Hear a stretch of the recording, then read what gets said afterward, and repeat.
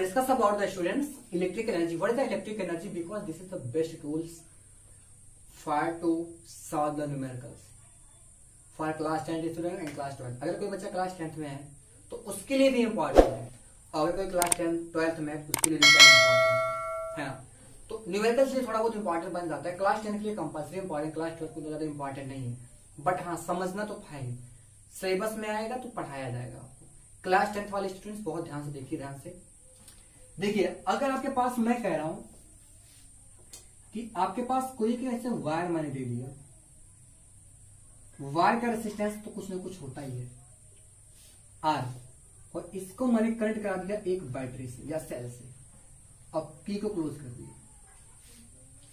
तो एक बात सुनो ध्यान से, अगर इसका मैं रेसिस्टेंस 0 कर दूंगा तो इसमें करंट बहुत तेजी से फास्ट फ्लो होगा, और इसी चीज को हम बोलते हैं डियर सुपर कंडक्टर. अगर किसी भी कंडक्टर का रेसिस्टेंस 0 हो जाता है उसको हम क्या बोलते हैं? Super conductor. लेकिन ऐसा तो होगा नहीं कभी भी कि किसी भी कंडक्टर का रेसिस्टेंस 0 होता है. तो होता क्या है कि जब आप इस सेल को इस किसी करंट कर देंगे, वायर से जोड़ देंगे, तो यहां से इसको क्लोज करने पर, क्या करने पर?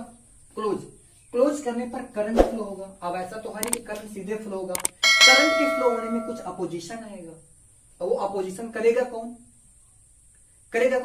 रेसिस्टेंस. तो जब ये रेसिस्टेंस जो करंट फ्लो हो रहा है, जो रेसिस्टेंस में करंट फ्लो हो रहा है, तो रेसिस्टेंस उसका अपोज कर रहा है. तो जब रेसिस्टेंस अपोज करेगा तो सेल क्या करेगा? कुछ ना कुछ वर्क डन करेगा. सेल क्या करेगा? कुछ ना कुछ वर्क डन करेगा. क्या करने के लिए? इस इलेक्ट्रिक करंट को रेसिस्टेंस में फ्लो करने के लिए, वायर में फ्लो करने के लिए. तो जो ये सेल वर्क डन कर रहा है रेसिस्टेंस के अपोज, रेसिस्टेंस के अगेंस्ट जो ये वर्क डन कर रहा है, करंट को फ्लो करा रहा है, उसी वर्क डन को हम बोलते हैं स्टूडेंट्स इलेक्ट्रिक एनर्जी. क्या बोलते हैं हम? Electric energy. Clear concept? So जो इलेक्ट्रिक एनर्जी होता है उसका सिंबल डब्ल्यू होता है, और डब्ल्यू इक्वल टू होता है V इंटू क्यू. क्या होता है dear? W equal to V into Q. और इसके बाद Q इक्वल टू होता है IT. तो यहां पे रख दीजिए डब्ल्यू इक्वल टू VIT. एक फार्मूला यहां पे बन के और आ गया. अब फिर क्या होता है कि V इक्वल टू IR. तो यहां पे वैल्यू रख दो फिर IR इंटू IT. तो W इक्वल टू क्या आ गया फिर? I square RT. और फिर I square to V upon R. तो यहां से डियर अगर आप I स्क्वायर निकालोगे कितना आएगा? V square upon R square. तो यहां पे वैल्यू फिर रख दो V square upon R square into R. Finish. So W का टू आ गया V square T upon R. तो इस प्रकार से हम यहां पे देख सकते हैं. इसको मैं इरेज कर दूं, कोई मतलब नहीं है, नोटबुक में लगा लीजिएगा, कोई दिक्कत नहीं है, गलत नहीं होगा. नोटबुक में आप इसको राइट भी कर सकते हैं. अब सुनो ध्यान से. तो यहां पे बहुत ढेर सारे फार्मूले मिल रहे हैं आपको. तो यहां पे मैं राइट करना चाहूँ डब्ल्यू इक्वल टू क्या हो गया सर? VQ. यहाँ पे इसके बाद VIT, इसके बाद I स्क्वायर RT. इसके बाद क्या हुआ? ये वाला formula V square T. But थोड़ा ध्यान देना यार. ध्यान क्या देना है कि सभी के सभी इन टर्म्स ऑफ जूल है, इन टर्म्स ऑफ जूल, सभी के सभी जूल के पदों में है. बट अगर आप कैलोरी में चाहते हैं, in terms of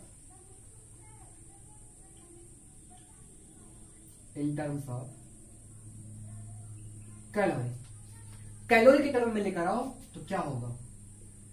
W equal to VQ upon 4.2 equal to VIT upon 4.2 equal to I square RT upon 4.2 equal to V square T upon 4.2 R. ऐसा क्यों हो गया भाई? क्योंकि आपको पता है कि यार एक कैलोरी में 1 कैलोरी इक्वल टू 4.2 जूल। तो यहां से अगर 1 जूल निकालना चाहोगे तो 1/4.2 कैलोरी होगा। तो 1 जूल के स्थान पर मैंने क्या कर दिया, रख दिया था 1/4.2 कैलोरी। तो ये किसके टर्म में आ गए, कैलोरी के टर्म में आ गया। बहुत इजी यार, बहुत आसान है, कोई दिक्कत नहीं, बहुत आसान है। क्लियर।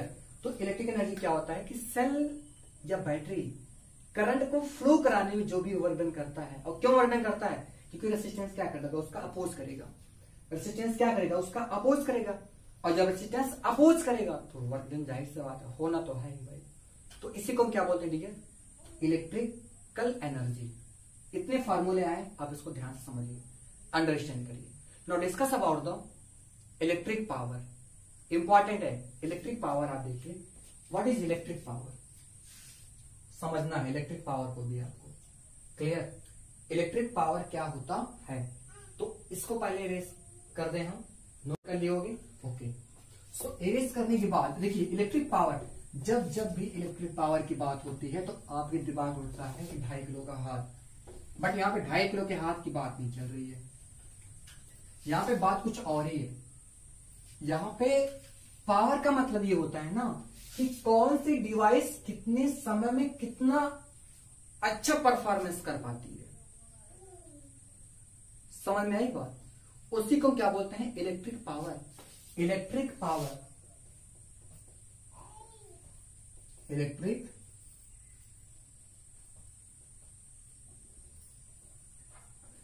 पावर का मतलब ही है यार, पावर का मतलब ही है कि कितने टाइम में कितना एनर्जी उसकी कंज्यूम होगी। कोई मशीन है, उसकी पावर कैसे निकाल पाओगे, जब आपको ये दे दिया जाए कि उसकी टाइम कितना है, कितने टाइम में कितनी एनर्जी कंज्यूम कर दिया, तो उसकी एनर्जी जिस रेट से कंज्यूम होती है, जैसे हम 1 आवर में कितनी एनर्जी लॉस करेंगे, 1 आवर में कितनी एनर्जी लॉस करेंगे, उसी का रेशियो कर लीजिए, दैट इज व्हाट पावर। तो क्लास फिलहाल ज्यादा बताने की जरूरत नहीं, क्लास 9th में आप लोगों ने रीड किया होगा, क्लास 9 में रीड किया होगा, क्लास 10th में रीड किया होगा ना। तो क्लास 10 में किसी अगर देख रहे हैं तो क्लास 10 में कोई दिक्कत ही नहीं है। सुनिए ध्यान से। तो the rate at which power is, the rate at which electrical energy is consume, electrical energy is consume,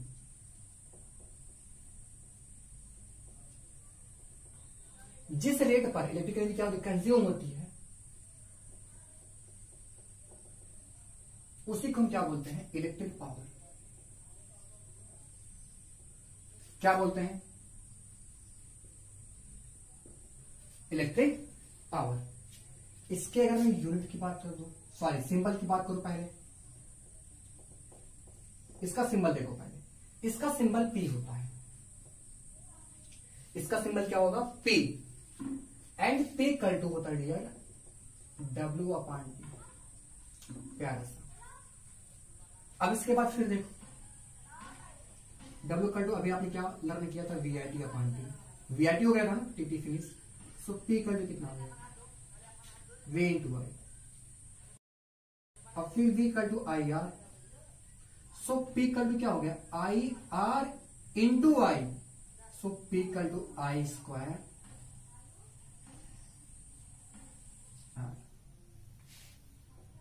अब फिर देखो, अब I²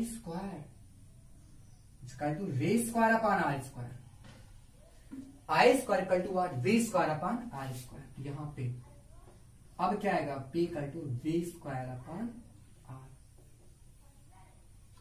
ये सब है इलेक्ट्रिक पावर के फार्मूले। अब इसका यूनिट देख लो, इसका जो यूनिट होता है ना भैया, इसका जो यूनिट होता है वो जूल पर सेकंड होगा, जूल पर सेकंड, इसी को हम बोलते हैं वाट। कुछ अदर यूनिट हैं, ध्यान समझिएगा, कुछ इसके अदर यूनिट भी हैं। कौन है, HP है, और कौन है, MP। HP का मतलब हार्स पावर, HP का मतलब हार्स पावर, एमपी का मतलब मीट्रिक पावर, ये बहुत इंपॉर्टेंट है।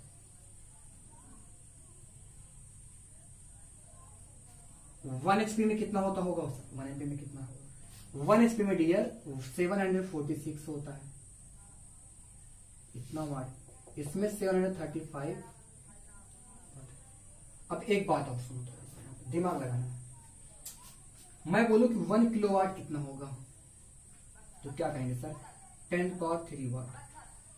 1 किलोवाट में डियर कितना होता है, 10⁻³ वाट। तो इतना इंफॉर्मेशन नोट करिए।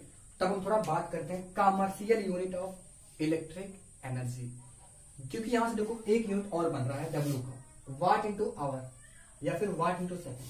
थोड़ा इस पे भी हम बात करते हैं, commercial unit of electric power. तो जल्दी से क्या करें, इसको पहले नोट करिए, फिर हम डिस्कस करते हैं commercial unit of electric power. What the commercial unit of electric power.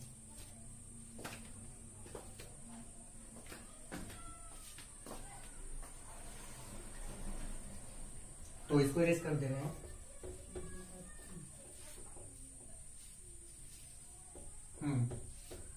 Commercial unit of electric power, तो देखिए क्या है, कमर्शियल यूनिट ऑफ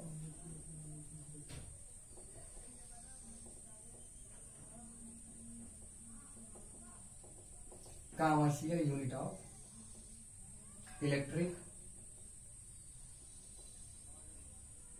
पावर। आप लोग घरों में बहुत देखते होंगे कि हम जो बिजली यूज करते हैं उसको कभी जूल में नहीं मेजर करते हैं। अब जूल में मेजर क्यों नहीं करते, क्योंकि देखो यार, उसमें 1 जूल 2 जूल 3 जूल नहीं आता है, उसमें किलो जूल आता है, 10⁻समथिंग जूल ऐसे से आएगा। तो वहां पे जूल नहीं मेजर करते, वहां पे एक नए टाइप्स का यूनिट होता है जिसको हम बोलते हैं किलो वाट आवर। क्या, किलो वाट आवर। कैसे आया, बिकॉज पी इक्वल टू होता है W/T। आपको क्या पता है कि पी इक्वल टू होता है W/T, यहां से W इक्वल टू कितना हो जाएगा, P × T। P suppose that वाट है, पावर वाट हो गया, ये सेकंड में हो गया। जब इसको किलोवाट कर दो तो इसको मैंने क्या कर दिया, तो कहीं ना कहीं ये वर्क का ही यूनिट बन रहा है, तो किलोवाट आवर होगा। और किलोवाट आवर वो एनर्जी होती है कि जो 1 आवर में डिसिपेटेड होती है। कितने आवर में, 1 आवर में डिसिपेटेड होती है, बट उसकी पावर कितनी होनी चाहिए, 1 किलो वाट। कितना, 1 किलो वाट। क्लियर। तो यहां पे तो 1 किलो वाट आवर का मतलब होता है कि 1 kilowatt multiply by 1 hour. तो डियर, इसको थोड़ा पहले मैं साइड वाले रेस कर देता हूं, जैसे आपको समझ में आए अच्छे से। देखिए अब ये 1 किलो वाट आवर में कितना होगा, 10⁻³ वाट। और इसमें कितना सेकंड होगा, 3600 सेकंड। अब इसको इधर लेकर आओ, 3600 into 10⁻³ watt second, watt second. इसको अगर सेट करना चाहें तो हम सेट कर सकते हैं 3.6 10⁻6। तो यहां पे 1 kWh, ये इसका सिंबल है 1 kWh का, किलोवाट आवर। तो यहां पे इसको बोलते हैं डियर जूल। तो 1 किलोवाट आवर में कितना जूल होता है, 3.6 इंटू 10⁻6 जूल।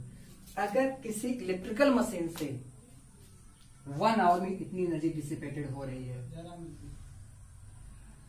1 किलोवाट आवर वो एनर्जी होती है कि इसके इक्वल होगी।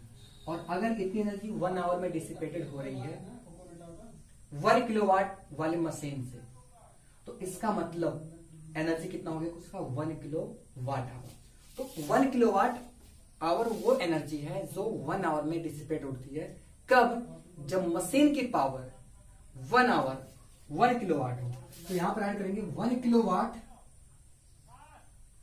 Is the quantity of energy is the quantity of energy which dissipated in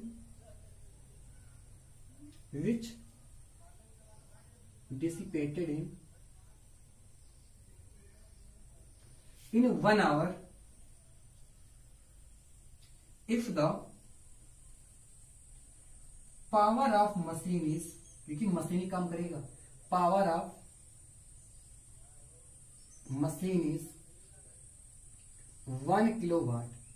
अगर मशीन की पावर 1 किलोवाट हो और अगर वो 1 आवर तक चलाया जाए तो उसी को हम बोलते हैं डियर 1 किलोवाट, और इसी को बोलते हैं 1 किलोवाट आवर को हम बोलते हैं डियर 1 यूनिट।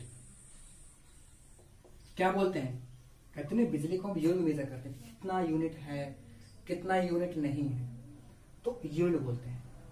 अब एक फार्मूला है आप मैं यूनिट निकालने का तरीका, कितना यूनिट आया, नंबर ऑफ यूनिट कैसे निकालेंगे, इसका तरीका है watt multiply by hour multiply by day और मल्टीप्लाई बाई अप्लियंस। कितने अप्लियंस लगे हुए हैं उन इसको मल्टीप्लाई करा के 1000 से डिवाइड कर दो, तो इससे पता चल जाता है कि आपके घर में कितनी बिजली खर्च हुई। कैसे, watt multiply by hour multiply by day multiply by appliance upon 1000। अगर आप ऐसा कर देते हैं तो इससे क्लियर हो जाता है कि आपके घर में बिजली कितना खर्च हुआ उतने दिन के अंदर। अब आपसे जब कॉस्ट पूछता है तो 1 यूनिट का जितना भी रेट रहता होगा उससे इसको मल्टीप्लाई करा दो, उतनी बिजली का बिल आएगा आपको। ठीक है, तो आई थिंक ये पूरा का पूरा कहानी समझ में आया होगा। अगर आप लोगों को इस लेक्चर में कोई भी डाउट रहा होगा, डाउट अगर है तो प्लीज कमेंट बॉक्स में करके बताइएगा। और अब आप लोगों से मिलते हैं नेक्स्ट लेक्चर में नए टॉपिक को लेकर के। Thank you.